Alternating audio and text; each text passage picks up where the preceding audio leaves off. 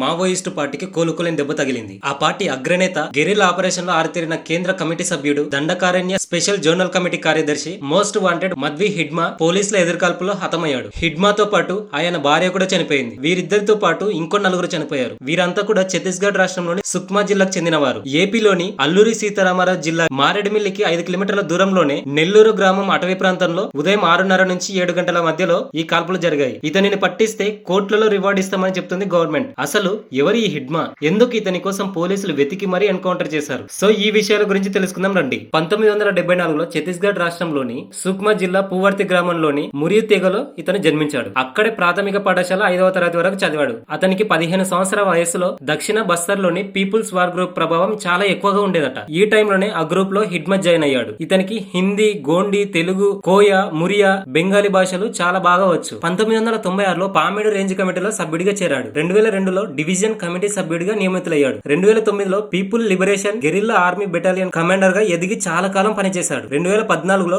DKS ZC సభ్యుడిగా నియమితులయ్యాడు. Present కూడా ఈ DKS జెడ్సీ కార్యదర్శిగానే పనిచేసేవాడు. ఈయన ప్రతిరోజు ఉదయం 4 గంటలకే క్రమం తప్పకుండా లేచి బెటాలియన్ తో పరేడ్ నిర్వహించేవాడట. తర్వాతనే ఇంకా ఏవైనా పనులు చేసేవాడట. అయితే చాలా సార్లు ఇతనిని పోలీసులు పట్టుకోవడానికి తీవ్రంగా కష్టపడ్డారు. కానీ ఇతను క్షణంలోనే మాయమైపోయేవాడట. ఈ హిడ్మా మొత్తం 26 దాడులు చేశారు. అందులో దాదాపు 250కి మంది పైగా జవాన్లు మృతి చెందారు. అవి ఎక్కడెక్కడో ఒకసారి చూద్దాం. 2007లో CRPF రాణి బొద్దులి క్యాంపుపై దాడి చేశాడు. ఇందులో 16 మంది CRPF జవాన్లతో పాటు 39 మంది SPOలు కూడా చనిపోయారట. 2010లో దంతేవాడ జిల్లాలో CRPF చింతల్నర్ క్యాంపుపై దాడి చేశాడు. ఇందులో 76 మంది జవాన్లు మరణించారు. 2010లో సింగవరంలో దాడి చేశాడు. ఇందులో 20 మంది చనిపోయారు. మావోయిస్టులకు వ్యతిరేకంగా సల్వాజుడుని సృష్టించిన మహేంద్ర కర్మను 2013లో ప్రాణాలతో పట్టుకుని అత్యంత దారుణంగా చంపేశారు. అప్పట్లో ఈ న్యూస్ చాలా వైరల్ అయింది. ఇలా ఈ హిడ్మా అనేక దాడుల్లో పాల్గొని చాలా మంది జవాన్లను చంపేశారు. పోలీసులకి ఎన్నో నిద్రలేని రాత్రులు చేశాడు. అలాగే పొలిటీషియన్స్ కూడా ఈ హిడ్మాను చూసి చాలా భయపడేవారు. సో ఇన్ని విపరీతమైన దాడులు చేయడంతో కేంద్రం రంగంలోకి దిగింది. ఆపరేషన్ కగర్ పేరుతో